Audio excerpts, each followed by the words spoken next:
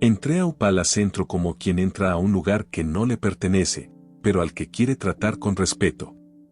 Era una mañana en la que el aire todavía olía a tierra mojada, aunque no estuviera lloviendo.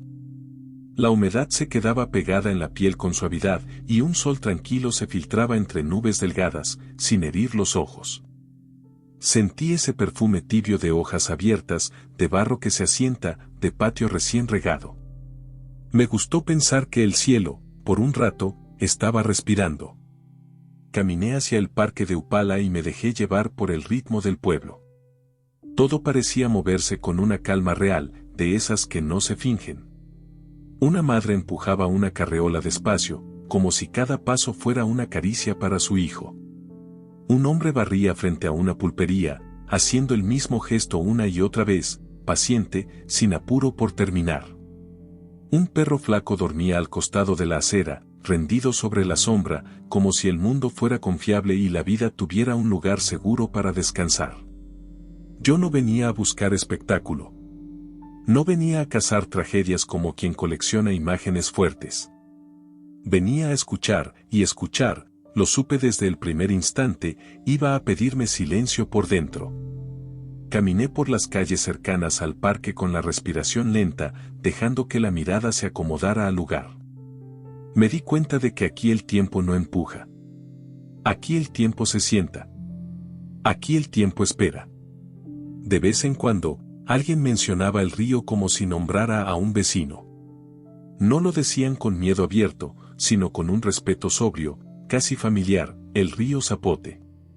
Lo escuché en una conversación corta frente a una tienda, lo escuché pasar entre dos señoras que cruzaban la calle, lo escuché como un susurro repetido que se instalaba en el aire. El Zapote, decían, y el resto no hacía falta. En ese punto ya entendía que había algo que no se contaba con exageración, sino con cuidado. Hola, me llamo Miguel. Historiador de oficio y viajero por necesidad del alma, hay verdades que no caben en un libro si antes no han pasado por los pies. Durante años recorrí ciudades enteras buscando huellas del pasado en museos, archivos, bibliotecas y ruinas antiguas. Con el tiempo comprendí algo que no aparece en los catálogos: lo más valioso de la historia no siempre está en lo grandioso, sino en lo cotidiano. En la gente que sostiene el mundo sin hacer ruido. No busco héroes perfectos. Busco personas reales en momentos reales, cuando el miedo aprieta, cuando la pérdida pesa, cuando el conflicto se desata, pero incluso entonces, hay quienes eligen la calma. Como si supieran que el odio y el desenfreno son tormentas, hacen ruido, golpean, oscurecen y al final pasan. Y lo que queda, lo que de verdad sostiene, es lo que se construye con paciencia. Si me acompañas, cada historia será un viaje. No solo a un lugar del mundo, sino a un lugar más difícil de visitar, ese rincón dentro de nosotros donde todavía es posible volver a unir lo que parecía roto. Continuemos ahora con esta historia de sobrevivencia en Costa Rica. Me detuve en una esquina donde una venta pequeña ofrecía bebidas frías. El hielo sonaba dentro de los vasos con un tintineo como de piedritas claras. Ahí conocí a doña Xiomara. Tenía una mirada firme y tranquila, de esas que parecen haber visto muchas cosas y aún así no se han vuelto duras. Me miró como quien reconoce a un forastero antes de que el forastero diga una sola palabra. Le pedí un fresco, y cuando me lo dio sentí el frío limpiar la garganta, como un río pequeño por dentro. Le conté, con la voz baja, que yo estaba siguiendo el rastro del huracán Otto, aquella noche de noviembre de 2016 que dejó a Upala marcada. No quise adornarlo. La gente no necesita adornos para recordar. Doña Xiomara no levantó la voz. No tenía por qué hacerlo. Me respondió con una frase corta que se quedó suspendida en el aire, como una brasa tranquila encendida en medio de la mañana. Esa noche hubo familias que tuvieron que subir a los techos para no desaparecer bajo el agua. Sentí algo en el pecho. No fue morbo. Fue respeto. Fue esa sensación de estar frente a una verdad grande, dicha con humildad. La historia me eligió ahí, no por el golpe de la tragedia, sino por la dignidad con que se pronunciaba. Le pregunté quién había sido una de esas personas. Doña Xiomara no señaló con el dedo, no buscó detalles que lastimaran. Solo dijo un nombre con la serenidad de quien cuida lo que dice, como si el nombre fuera un objeto frágil que se entrega con ambas manos. Don Efraín. Repetí el nombre por dentro despacio, como para memorizar no solo una identidad, sino el silencio que lo acompañaba. Entonces entendí que yo no estaba persiguiendo un evento, sino una huella humana. Y las huellas humanas se siguen con respeto. Quise acercarme al río. Sentía que, si quería comprender algo de verdad, tenía que ver el zapote, sentir su presencia, escuchar su voz. Doña Xiomara me dijo que había un muchacho que andaba siempre en moto y conocía los caminos. Como si el pueblo escuchara la conversación, apareció Kevin casi de inmediato, con la naturalidad de quien está donde tiene que estar. Tenía esa energía joven que no es desenfreno, sino movimiento. Me ofreció llevarme. No lo dijo como favor heroico. Lo dijo como cosa sencilla. Subí a la moto y dejamos atrás el parque. Sentí el aire golpearme el rostro con una frescura suave. Las calles iban cambiando, y a medida que nos alejábamos del centro noté como el terreno se sentía más bajo, como si la tierra misma estuviera más cerca de la tentación del agua. Kevin mencionó Barrio El Rosario con un tono sin juicio. Era más bien un reconocimiento. Por ahí pega duro cuando crece, me dijo. No sonó a amenaza.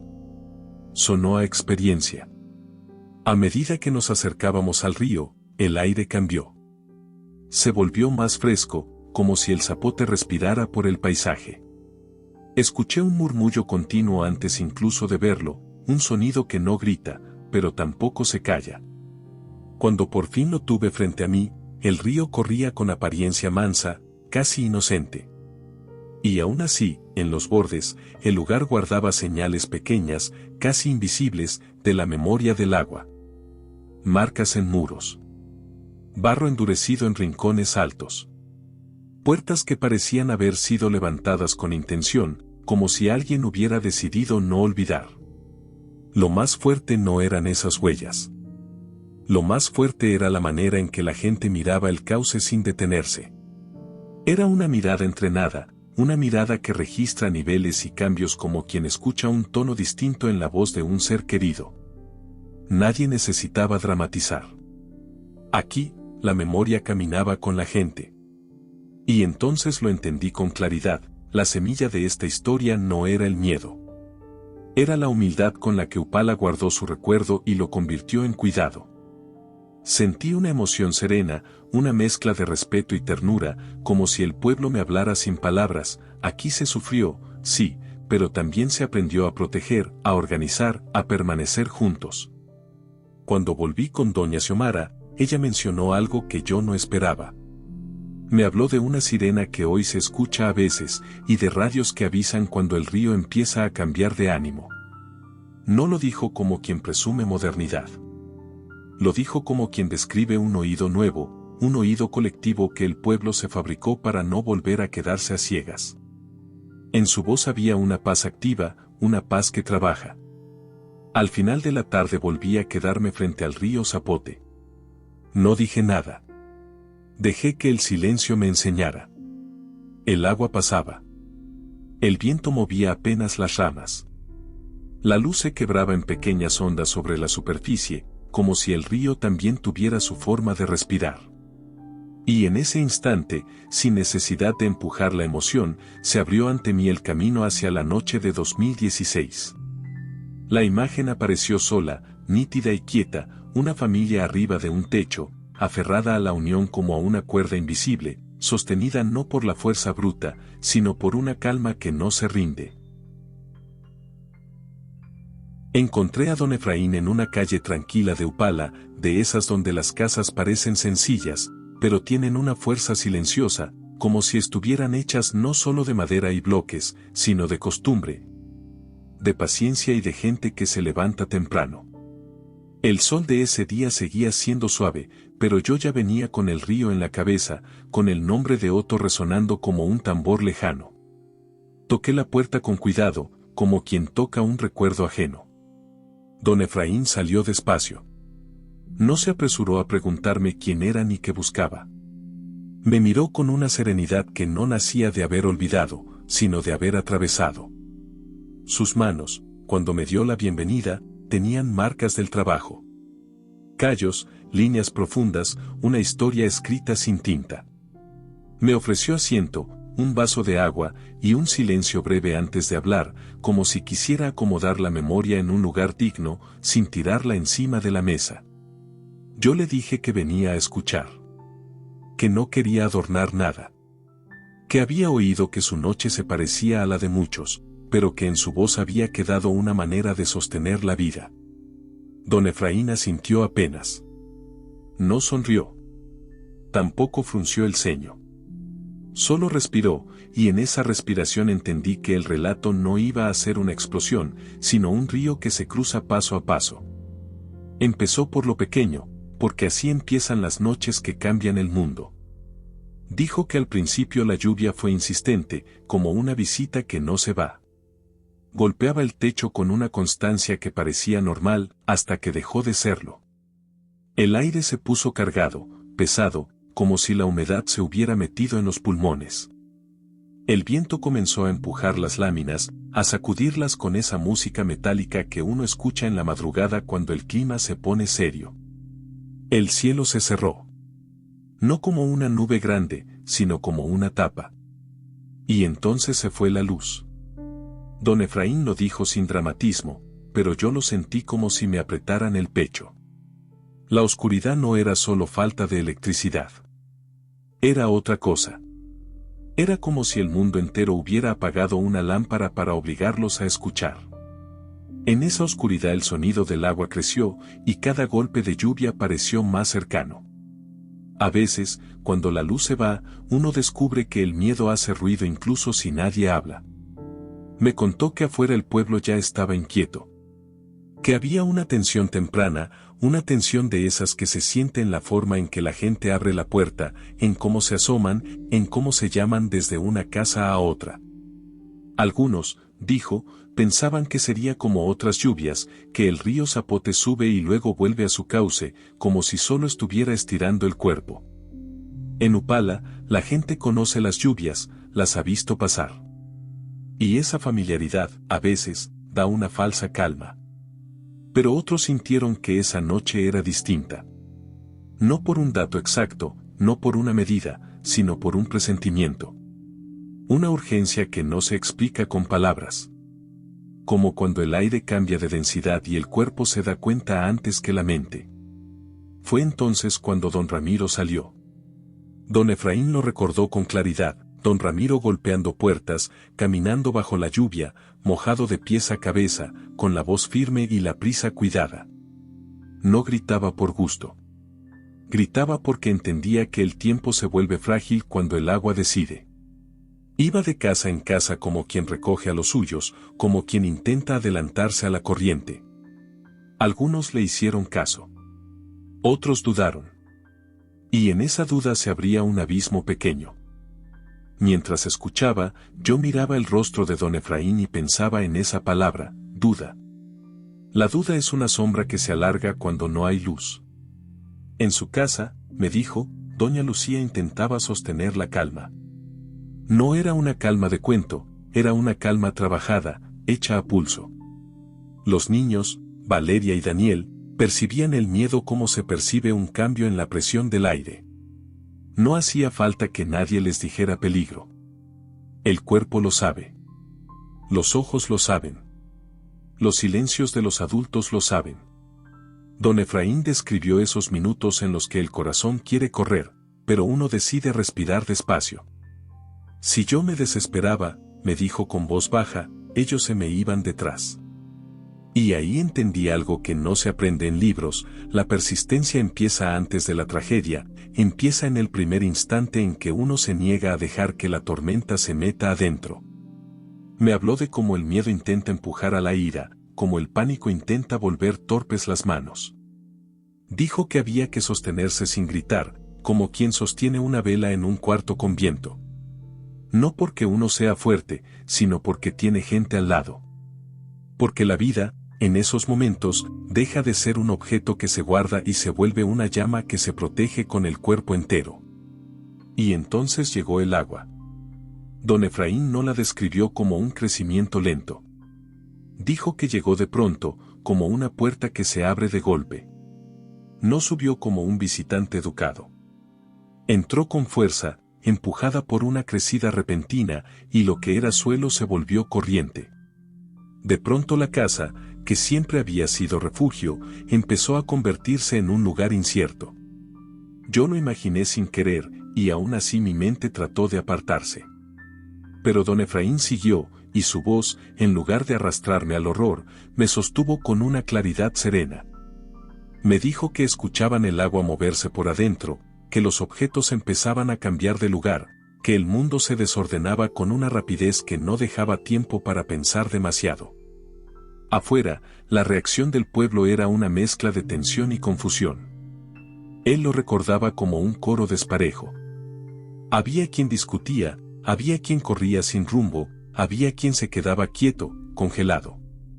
En ese desorden aparecían destellos de odio, chispas de ira, momentos de desenfreno como relámpagos breves. Pero no sostenían nada. No servían para salvar a nadie. Eran tormentas pequeñas que se apagaban porque la realidad exigía otra cosa: cooperación, humildad, atención. Don Efraín me contó que, incluso en medio de esa oscuridad, hubo manos que ayudaron sin preguntar, voces que calmaron sin imponer, vecinos que compartieron linternas, cuerda, agua, espacio. Esa es la parte que más me quedó grabada, la benevolencia como una lámpara que no necesita electricidad. Cuando terminó esa parte del relato, hubo un silencio largo. En el patio se escuchó un pájaro. Un sonido simple, cotidiano, como si la vida insistiera en seguir. Yo miré a don Efraín y vi que no se presentaba como un hombre sin miedo.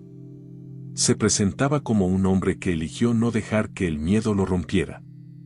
Y el agua siguió subiendo, me dijo casi en un susurro. Esa frase se me metió en la piel. Porque no era solo una descripción, era un borde. Me dijo que, de pronto, la casa dejó de tener arriba y abajo como conceptos seguros. Y en ese instante, con la voz de don Efraín todavía flotando en el aire húmedo, yo sentí que el relato quedaba al borde de un precipicio. Lo peor todavía no había llegado. Y sin embargo, incluso antes de saber cómo terminaría esa noche, ya se sembraba en mí una emoción contenida, un nudo que no se convertía en grito, sino en decisión. La certeza de que en esa oscuridad no habría planes perfectos, solo actos simples y urgentes. Actos de unión. Actos de calma. Actos que, aunque fueran pequeños, podían sostener una vida entera. Cuando don Efraín me dijo que la casa dejó de tener arriba y abajo como ideas seguras, sentí que algo dentro de mí se quedaba inmóvil. No era solo una frase. Era un borde. Yo estaba sentado frente a él, con el vaso de agua ya tibio entre las manos, y aún así mi piel reaccionó como si la lluvia me estuviera tocando otra vez. Afuera, en la calle, la vida seguía con su ritmo de tarde. Se escuchaba el paso de una moto, una puerta que se cerraba suave, una voz que saludaba desde una acera. Adentro, en la voz de don Efraín, la noche de Otto seguía viva y se movía como un animal escondido. Él respiró hondo antes de continuar, como si el aire tuviera que acomodarse para cargar con lo que venía. Y yo, sin darme cuenta, empecé a respirar a su ritmo, lento, para no apurar la memoria. Hay historias que no se abren con fuerza. Hay historias que se abren como se abre una ventana vieja, con paciencia, para que no se rompa el marco. Me habló de cómo la noche se volvió un cuerpo oscuro, pesado, lleno de ruidos. Lo dijo y yo lo vi. No con los ojos, sino con esa imaginación que se enciende cuando uno escucha de verdad. Dijo que el agua arrastraba ramas como si fueran juguetes, que golpeaba paredes, que chocaba contra lo que encontraba con una rabia sin intención. cada golpe tenía un peso distinto. Un golpe era madera, otro era metal, otro era algo que no alcanzaba a reconocer, y esa incertidumbre era parte del terror. Porque cuando no se ve, uno completa el mundo con lo que teme. No había luz para medir el peligro. Solo oído, piel y respiración. Me quedé pensando en eso. En cómo el cuerpo se vuelve instrumento. El oído se vuelve un mapa. La piel se vuelve alerta. La respiración se vuelve la única certeza. La lluvia caía como si el cielo se estuviera derramando entero sobre Upala. Don Efraín no dijo fuerte o mucho. Dijo entero. Y esa palabra me dejó una imagen, el cielo como un balde volcado sin compasión, el agua cayendo en una misma dirección, sin pausa, sin delicadeza, como si alguien hubiera decidido que el mundo tenía que lavarse a la fuerza. El viento mezclaba los sonidos hasta que era difícil distinguir que se rompía afuera y que se rompía adentro. A veces, dijo, escuchaban un crujido y no sabían si era una rama en el patio, una lámina de una casa vecina o una parte de su propio techo cediendo. Me confesó que en ciertos momentos lo más difícil no era el ruido, sino la interpretación del ruido. El cerebro buscando sentido y no encontrándolo. La mente queriendo controlar algo y descubriendo que esa noche no había control. Solo respuesta. Yo sentí un nudo en el estómago. Me moví apenas en la silla, como si el cuerpo buscara una posición más segura. Me sorprendió la propia reacción. Yo estaba en pleno día, bajo un techo seco.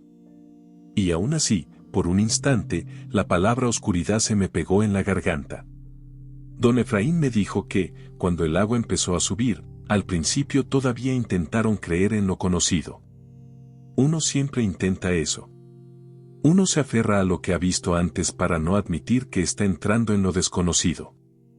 Pero esa noche, en un punto, el agua dejó de comportarse como otras veces. No subía como un visitante educado. Subía como una decisión. Llegó un momento, me dijo, en que ya no se podía discutir con el río. Esa frase me golpeó por dentro. Porque la discusión era una ilusión. Discutir con el río es discutir con el peso del mundo. Me imaginé a la familia mirando el suelo que ya era corriente, intentando sostener la calma mientras el agua se metía por las puertas, por las rendijas, por las partes más bajas de la casa. El hogar dejando de ser hogar y convirtiéndose en algo incierto, como una barca sin timón. Don Efraín miró hacia el techo. Me di cuenta de que, incluso sentado frente a mí, su cuerpo recordaba. Sus ojos se movieron como si siguieran una ruta invisible. Yo también miré hacia arriba, como si la escena pudiera aparecer en el aire. Ahí fue, dijo. Y no hubo necesidad de que explicara más. Yo entendí que había una decisión sin tiempo. Me contó que el techo se convirtió en la frontera entre la vida y el río. Y esa idea, tan simple, tan brutal, me dejó quieto. La frontera. No una pared. No una puerta. No una calle. Un techo.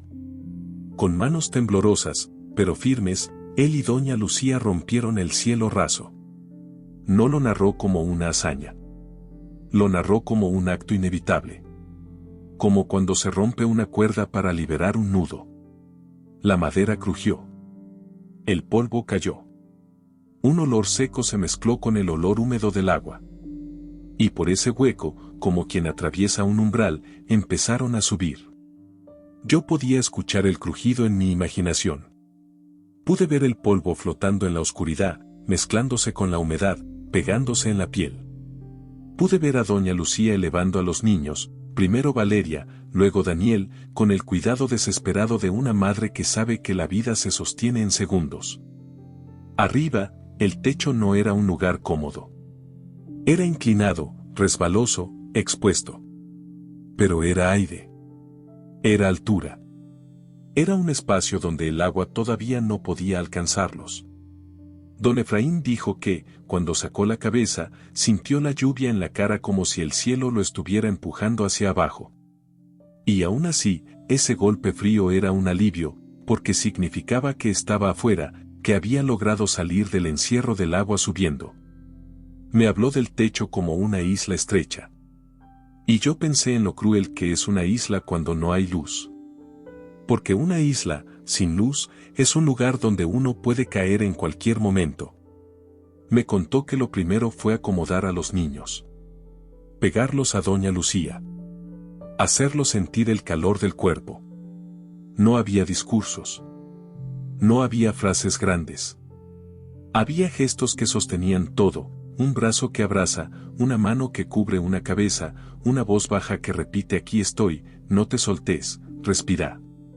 La manera en que lo decía me recordó algo, en la noche más feroz, la ternura no es un lujo. La ternura es una herramienta. La ternura es supervivencia.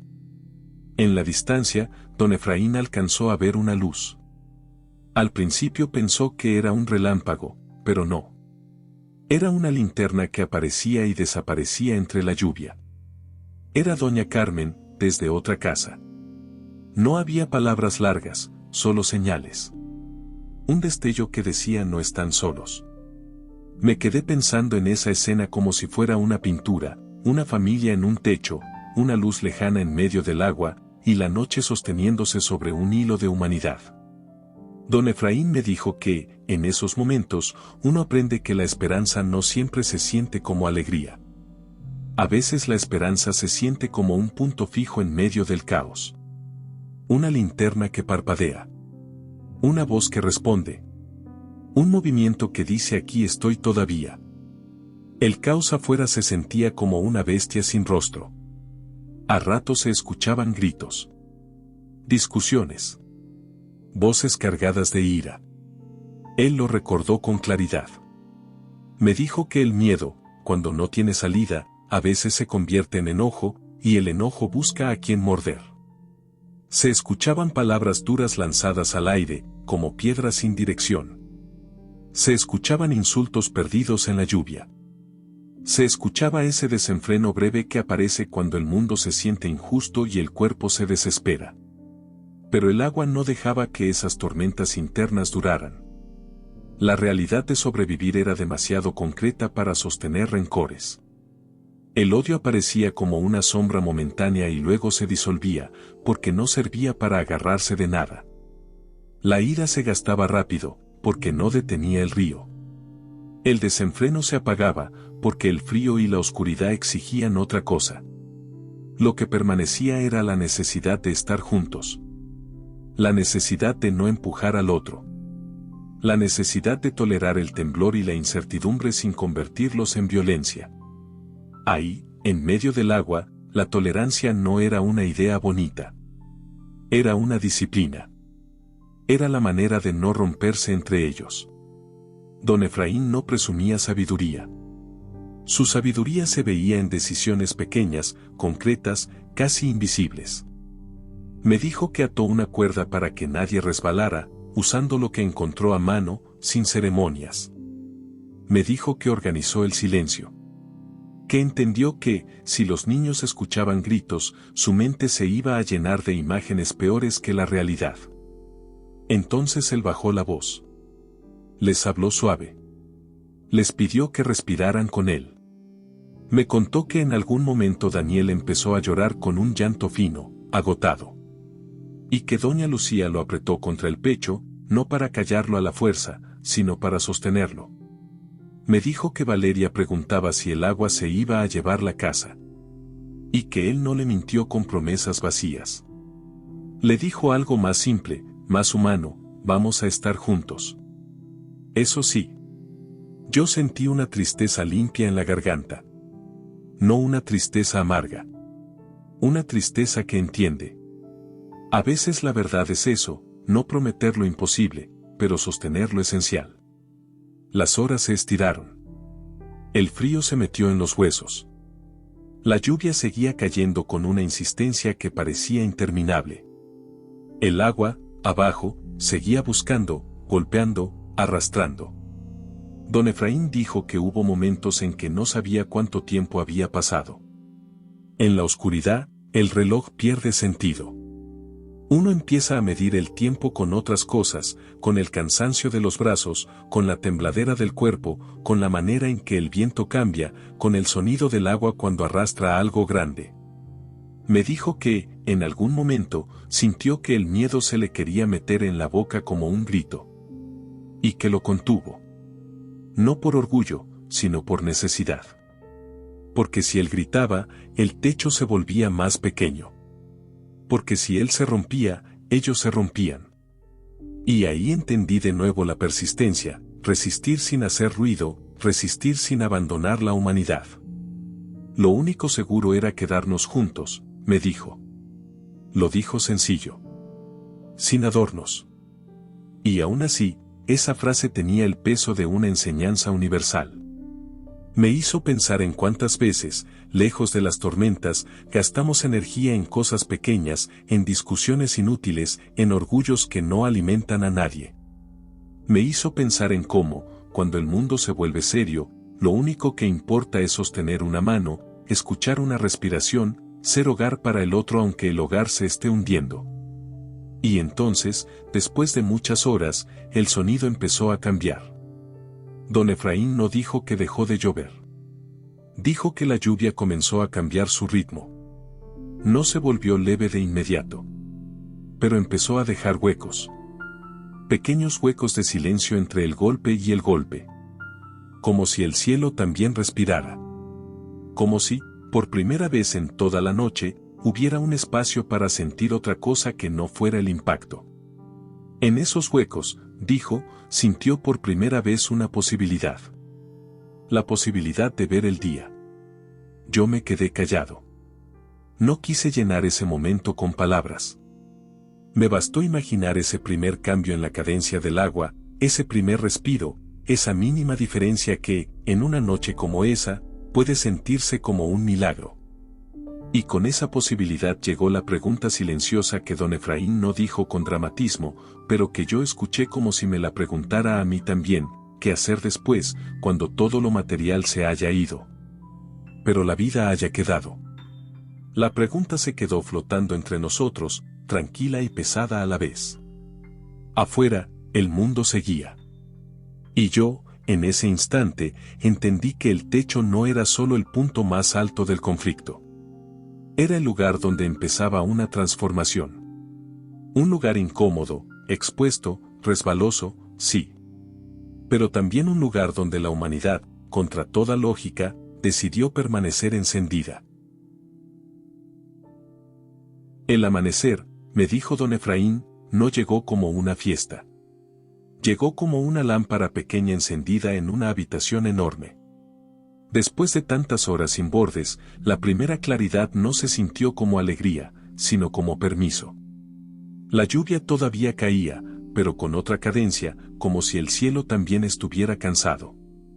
Y el agua, abajo, empezó a bajar con lentitud, como si el río Zapote estuviera soltando, poco a poco, lo que tomó. Mientras don Efraín hablaba, yo me quedé mirando el suelo de su sala, imaginando el barro secándose en las esquinas de aquella casa, imaginando el olor agrio de la humedad encerrada, imaginando la ropa pegada al cuerpo. Fría, pesada. Él me dijo que bajaron del techo con el cuerpo agotado, los músculos tensos, y una sensación extraña en el pecho. Estaban vivos, sí. Pero el mundo que conocían ya no estaba intacto. Se siente raro, me confesó. Uno baja y es como si la vida siguiera, pero distinta. Esa frase me dejó quieto. Porque yo entendí lo que quería decir sin haber estado ahí. Hay momentos en que la supervivencia no es un final. Es un comienzo que duele. Me habló de la casa. De cómo, al entrar, el silencio ya no era el mismo. El agua había pasado por los muebles como pasa por un bosque, sin pedir permiso. Había dejado marcas, había movido objetos, había mezclado cosas que antes tenían su orden. Don Efraín dijo que en el piso encontró lo que quedaba de fotos, papeles, ropa, utensilios. Cosas pequeñas que sostienen una vida cotidiana y que de pronto se vuelven restos. Yo esperé que en su voz apareciera rabia. Esperé, quizá por costumbre humana, ese impulso de pelearle a lo inevitable. Pero don Efraín no se aferró a lo perdido.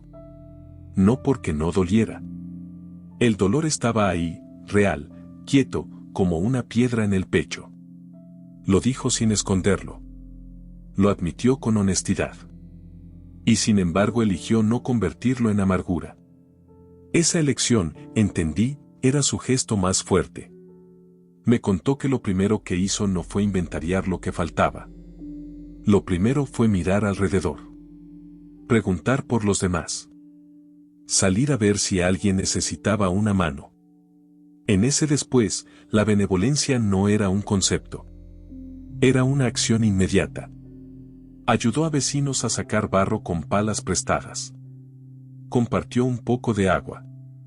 Prestó un balde. Escuchó historias sin comparar tragedias, sin decir yo también como quien compite. Solo escuchó, con la humildad de quien sabe que el dolor del otro no se mide, se acompaña. En ese paisaje de lodo y objetos desordenados, la ira no tenía lugar. No porque no apareciera. Don Efraín me dijo que por ahí escuchó discusiones, gritos, culpas lanzadas al aire. El odio intentaba colarse como una sombra que busca alimentar el fuego. Pero se disipaba rápido, como tormenta que pierde fuerza cuando alguien ofrece una frazada, cuando alguien comparte un plato de comida caliente, cuando alguien se sienta al lado sin preguntar demasiado. La compasión, en esos días, era más útil que cualquier furia. La compasión reconstruía. La furia solo agotaba. Yo sentí un respeto profundo por esa forma de persistir. Porque persistir no era solo haber pasado la noche en el techo. Persistir era lo que vino después. Persistir era levantarse con el cuerpo cansado y aún así elegir cuidar. Cuando salí de su casa aquel día, caminé por Upala con otra mirada. Ya no era solo el visitante que venía a escuchar un testimonio. Sentía que yo mismo estaba caminando sobre una memoria viva. Vi calles tranquilas, pero imaginé esas mismas calles convertidas en ríos. Vi casas pintadas, pero imaginé esas paredes marcadas por el nivel del agua. Y, sobre todo, vi algo que me conmovió más que el desastre, vi señales de organización. En conversaciones cortas, en gestos cotidianos, en la manera en que la gente mencionaba al río, entendí que la tragedia no había sido el final. Había sido el comienzo de una transformación. Con el tiempo, supe que Upala, con sus barrios y sus orillas vulnerables, aprendió a organizarse para que el zapote no volviera a sorprenderlos en silencio. Nació un esfuerzo comunitario que no tenía el brillo de los titulares, pero tenía el peso de lo importante. Reuniones en salones comunales, turnos de vigilancia, radios encendidos, gente aprendiendo a leer el agua como se aprende a leer el cielo antes de una lluvia. El pueblo se convirtió en un organismo atento. En ese camino conocí a Andrea Molina. La conocí una tarde en que el sol se estaba cayendo despacio y en el aire todavía se sentía ese calor húmedo que aquí no se va del todo. Andrea hablaba de monitoreo con una naturalidad que me sorprendió. No lo decía como técnica fría. Lo decía como quien habla de regar una planta para que no se seque. Como quien entiende que la prevención es una forma de cariño. No es vivir con miedo, me dijo. Es vivir con oído. Esa frase se me quedó adentro. También conocí a Mauricio Rivas, que tenía la paciencia de explicar sin alarmar. Me ayudó a entender que leer un río no es solo mirar si sube o baja, sino observar cómo cambia su comportamiento, cómo se acelera, cómo se enturbia, cómo responde a ciertas lluvias. Mauricio hablaba despacio, como si supiera que la calma también es una herramienta. Que si uno transmite pánico, el pánico se multiplica. Que la información tiene que llegar limpia, sin veneno. Y en medio de esos esfuerzos, don Efraín aparecía siempre sin hacer ruido. No como símbolo. No como protagonista. Como vecino. Lo vi llegar a una reunión y sentarse atrás, escuchar más de lo que hablaba. Lo vi levantar la mano solo cuando era necesario. Lo vi explicar algo sencillo a alguien mayor que no confiaba en las radios, con una paciencia que no se impone. Su humildad era un puente para quienes estaban cansados, para quienes desconfiaban, para quienes no querían volver a sentir esa noche en la piel. Don Efraín no decía hagan esto porque yo sufrí. Don Efraín decía hagámoslo para que nadie más pase por eso. Y esa diferencia era enorme. Fue en esas conversaciones donde escuché mencionar con más claridad el sistema de alerta temprana que Upala instaló como aprendizaje directo de Otto. Sirenas. Radios. Avisos que llegan cuando los niveles del río cambian. Pero mientras me lo contaban, yo entendía que lo más importante no era el aparato. Lo más importante era la comunidad detrás. El aparato puede fallar. La electricidad puede irse. Una sirena puede dañarse. Pero cuando un pueblo aprende a mirarse, a cuidarse y a organizarse, hay algo que se vuelve más resistente que cualquier cable, la decisión colectiva de no dejar a nadie solo con la incertidumbre. Ese fue el clímax verdadero de este capítulo. No fue un grito. Fue una comprensión. Don Efraín me dijo algo que me acompañó varios días después, incluso cuando yo ya estaba lejos de su calle. Me dijo que después de aquella noche entendió que la vida no se salva solo una vez. La vida se salva todos los días, me dijo, cuando uno decide cuidar. Lo dijo como quien dice una verdad simple. Y a mí me pareció una frase grande, no por su grandilocuencia, sino por su calma. Ahí entendí que la persistencia no siempre se parece a la épica. A veces se parece a la paciencia. A veces se parece a asistir a una reunión. A veces se parece a cargar una radio. A veces se parece a enseñar a alguien a escuchar una sirena sin entrar en pánico. Con el tiempo, me contaron que en tormentas posteriores el sistema y la red comunitaria han servido para reaccionar con más tiempo, para mover gente antes de que el agua tome las calles. Para encender alertas cuando el río empieza a cambiar de humor. Me hablaron de cómo la memoria dejó de ser solo herida y se volvió herramienta. De cómo el dolor, sin ser negado, se transformó en un oído nuevo. Y yo, escuchando todo eso, miré hacia el zapote una tarde en que el viento apenas movía las ramas. El río corría tranquilo, casi inocente. Pero Upala ya no lo miraba con ingenuidad. Lo miraba con respeto atento. La comunidad había aprendido a escuchar al río antes de que grite. Y en esa escucha, por primera vez, sentí algo que no era miedo ni alivio, sino una paz activa. Una paz que trabaja. Una paz que no se duerme. Una paz que se construye con manos humildes y corazones abiertos, como si el pueblo entero hubiera entendido que cuidar es una forma de amar sin hacer ruido. Con esa sensación me fui de aquella conversación, sabiendo que todavía faltaba cerrar el viaje. Porque si el techo fue el umbral, y la organización fue la transformación, quedaba una última parte. La parte en la que uno se pregunta qué se lleva consigo después de escuchar una historia así. La parte en la que el río sigue pasando, pero uno ya no es el mismo que llegó. Regresé al parque de Upala cuando el sol ya iba bajando y el aire empezaba a volverse más fresco, como si la tarde sacara una manta ligera para cubrir el pueblo. La luz se posaba sobre las hojas y las paredes con una delicadeza lenta. Nada brillaba con exceso. Todo parecía respirar. Me senté un momento en una banca, sin prisa, mirando cómo la vida seguía en su forma más sencilla. Había niños jugando cerca, un balón que rodaba y rebotaba con la alegría limpia de lo cotidiano. Las risas subían y bajaban como pájaros. Y lo que más me conmovió fue sentir que esas risas no ignoraban el pasado, pero tampoco quedaban atrapadas en él. Aquí, la memoria no era una cadena. Era una raíz. La vida había aprendido a continuar con respeto, sin arrancarse a sí misma del suelo. Pensé en la noche de Otto como se piensa en una cicatriz cuando el día está tranquilo. No duele todo el tiempo. Pero está. Y su presencia cambia la manera de moverse, la manera de mirar, la manera de cuidar. Quedé en encontrarme con don Efraín una vez más, para despedirme como se despide uno de alguien que, sin proponérselo, le ha dado una enseñanza. Cuando lo vi llegar, caminando despacio, con esa serenidad que no se actúa, sentí que en él había algo que el tiempo no había logrado endurecer. Nos saludamos con la sobriedad de quienes no necesitan demasiado. Caminamos juntos hacia un punto donde se podía sentir mejor el rumor del río Zapote. No íbamos a desafiarlo. No íbamos a mirarlo con superioridad. Íbamos a mirarlo como se mira a un maestro exigente, uno de esos maestros que no habla con palabras, sino con consecuencias. El río corría aparentemente tranquilo. Había una calma en su superficie, un brillo suave donde la luz de la tarde se rompía en pequeñas ondas. Y sin embargo, su presencia tenía un peso antiguo. No se trataba solo de agua.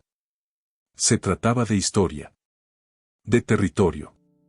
De una fuerza que ha estado aquí desde antes de cualquier casa, desde antes de cualquier calle, y que seguirá aquí cuando nosotros ya no estemos.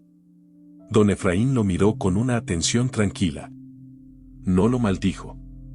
No lo romantizó. Solo lo reconoció. Es parte de esto, me dijo, y en su voz no había resignación amarga, sino aceptación sabia. Así como el viento. Así como la lluvia cuando le da por caer sin pedir permiso. Me quedé observando su rostro mientras hablaba, buscando en él alguna señal de orgullo por haberse convertido en símbolo.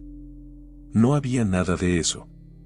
Su humildad era tan natural como el cauce del río. Don Efraín no se contaba como héroe. Se contaba como hombre. Y esa sencillez, de algún modo, hacía más grande lo que había vivido. Nos quedamos callados un rato. El silencio entre nosotros no pesaba. Era un silencio que descansaba. Un silencio que permitía escuchar, el agua moviéndose, las ramas rozándose, un pájaro en la distancia, el sonido leve de una motocicleta pasando por una calle cercana. Y entonces se escuchó. Una sirena a lo lejos. No fue un grito. No fue una alarma desesperada.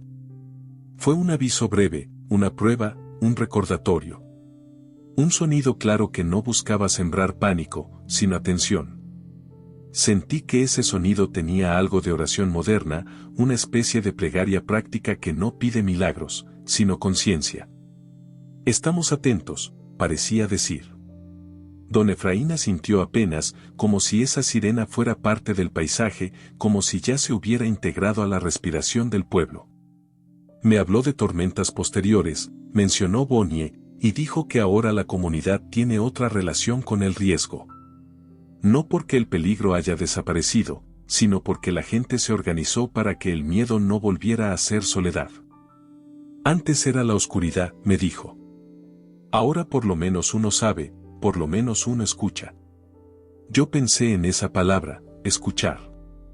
Escuchar como quien aprende a leer. Escuchar como quien aprende a cuidar. Cuando volvimos hacia el parque, vi de nuevo a doña Xiomara. Estaba en su venta, con la misma calma firme en los ojos, como si el pueblo entero tuviera en ella una forma de sostener la cotidianidad. Me saludó con un gesto simple y me ofreció un vaso frío. El hielo sonó otra vez como piedritas, y ese sonido pequeño me pareció, de golpe, profundamente hermoso. Porque la reconstrucción también vive en esos detalles. En el saludo amable. En el fresco compartido. En la mano que entrega sin preguntar demasiado. No todo se resuelve con grandes proyectos, pensé. Mucho se resuelve con benevolencia insistente, con tolerancia, con la decisión diaria de no endurecer el corazón. Mientras bebía, miré el parque una vez más. Los niños seguían jugando. El balón seguía rodando. Una pareja caminaba despacio, como si la tarde fuera un lugar que se puede habitar. Y yo entendí que la enseñanza universal de Upala no era triunfar sobre la naturaleza, como si el mundo estuviera para ser conquistado. La enseñanza era otra, más humilde y más profunda, aprender a vivir con ella sin soberbia. Y, sobre todo, aprender a vivir con los demás. Recordé los momentos de ira, de odio, de desenfreno que don Efraín había descrito como relámpagos breves en medio del caos. Tormentas humanas que aparecen cuando el miedo no encuentra salida. pero también recordé cómo esas tormentas pierden fuerza cuando se enfrentan a una comunidad que respira junta, que se sostiene con calma, que ofrece compasión en lugar de empujar violencia. La calma no es pasividad. La calma es una forma de fuerza. Antes de irme, caminé una última vez hacia donde se podía sentir el rumor del zapote. Lo vi correr bajo el cielo abierto, sin apuro, sin intención visible. Y sin embargo, su voz seguía ahí, recordándome que la vida es frágil y poderosa a la vez. Vi al pueblo sosteniéndose con atención, como quien no se confía, pero tampoco vive temblando. Vi a don Efraín caminar despacio, sin creerse símbolo, siendo simplemente un hombre que eligió mantenerse humano en la noche más difícil. Y en esa elección silenciosa y persistente, entendí el corazón de todo lo que había venido a escuchar. Cuando la tormenta llega, lo que salva no siempre es la velocidad. A veces lo que salva es la unión. Lo que salva es la humildad de pedir ayuda. La benevolencia de ofrecerla. La paciencia de construir, día tras día, un oído nuevo para el río y un corazón más ancho para los demás. Me fui de Upala con el sonido de la sirena todavía en la memoria, no como amenaza, sino como cuidado. Y con una certeza suave, de esas que no gritan pero acompañan, la paz también se aprende, y a veces se aprende en medio del agua, cuando el mundo se oscurece y aún así alguien dice, bajito, para que el otro no se pierda. Aquí estoy. Gracias por caminar conmigo hasta el final, por quedarte cuando la historia pedía silencio y cuando pedía valor. A veces uno llega a estos relatos buscando curiosidad y se va llevando algo más simple y más importante, una respiración más tranquila, una idea que ordena por dentro. Una pequeña certeza de que todavía se puede volver a unir lo que parecía roto. Si esta historia te hizo compañía, te pido un gesto que para el canal es enorme: suscríbete. Deja un like, porque eso le dice a esta plataforma que hay gente que todavía elige la calma y la profundidad. Comparte este video con aquellas personas que necesiten un poco de luz hoy. Cuídate mucho. Y cuando el mundo se sienta demasiado rápido, vuelve a respirar despacio. Nos vemos en la próxima historia.